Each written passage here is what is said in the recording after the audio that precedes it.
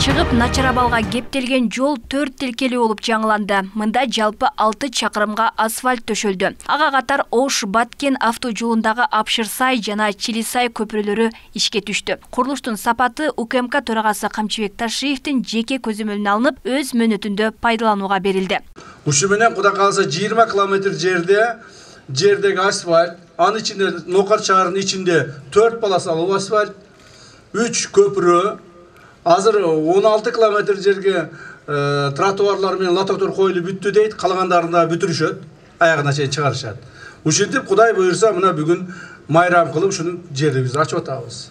Дагы бир жолу куттуктайм силерди, урматтуу тууган. Мында Нокат шаарын аралап өткөн жолдун 34-чакырымдан 40-чакырымына чейин 4 тилкелүү болуп салынган. Учурда курулуш толук бүттү деп айтууга эрте. Анда ирригация, жарыктандыруу, жашыл зона жана тротуар куруу иштери 10-ноябрда аяктайт. Жолду реконструкциялоодо 50ге жакын атайын оор техникалар тартылып иштөөдө, негизгиси сапатка басым жасалууда дешет. Ал эми Кыркоолсай көпүрөсүнүн реконструкция иштери 80%га аяктаганы кошумчаланды. Калган каткан тротуарлары, лотоктору, ушундай майда иштери калды. Аны жасай беребиз. Дагы бүгүн дагы тапшырма берди. Дагы ошол жолду бүткөрүүгө аракет кылабыз деп отурабыз. Буга чейин Нокат шаарын аралап өткөн жолдун 34-40 чакырымдары дээрлик эскилиги жетип жарактан чыккан, аз келгенсип жол тар болгондуктан жол тыгыны жүдөтүп турчу дешет. Нокатка уже келе албай калдык эле. Машиналар пробка, жол тар, движение көп. Бул ош 50-60 жылдан берки жол каралган жок эле да. Өкмөткө рахмат. Бул жол 60 жылдан бери эч качан оңолбогон жол эле. Эки катар машина араң жүрөт эле. Мына 3-4 айдын ичинде ушунчалык бүтүрүп, сызып, элдин шартыны түзүп берди, буларга чоң рахмат. Нече жылдан бери бүтпөй жүрүп калган жолубуз бүгүн бүтүп, ишке берилип, жолубуз ачык болуп, элдин маанайы бүгүн эң бир жарык болуп, жакшы маанайда той болуп өтүп атат. Көйгөй жазылды.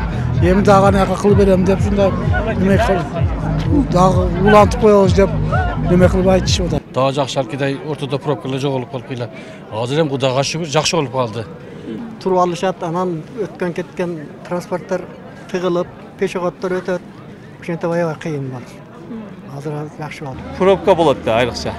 Азыр эми бүгүн Кудай кааласа жол ачылса, пробка жок болот деп ойлоп атабыз. Эми жол кыйла кеңейди, жакшы болду. Рахмет. Бардык эле жерде тургандардын бардыгы эле рахмат айтып атат азыр. Мында сырткары Ош-Баткен Разаков эл аралык маанидеги автоунаа жолунун Нокат районун аралап өткөн эң орчундуу бөлүгү 13,5 чакырым аралыгынын экинчи катмарында да асфальт төшөлүп бүткөн. Аймакта жол куруу муну менен эле чектелбейт. 2025-жылы Ош-Баткен Разаков автожолунун калган бөлүгүн асфальттоо иштери пландалып жатыптыр. Мына министр транспортто турат, Абсатар Токтоголович.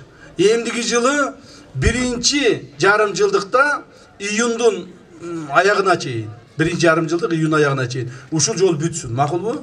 Все, давайте. Андан сырткары мына бул Оштон чыга бериште, Жапалактан чыга бериште, берки Нокат менен Кара суунун кошулган жеринде, билесиңерде. Ошол чейин дагы жол 12 километр жол экен, ал жер дагы өтө бузулуп кетиптир. Кыйналып мына силердин келгениңерге кыйын болуп атат. Ал жерди дагы ушу азыр башташат. Ал жерди дагы эмдиги жылы биринчи жарым жылдыкта бүтсүн. Уктуңузбу?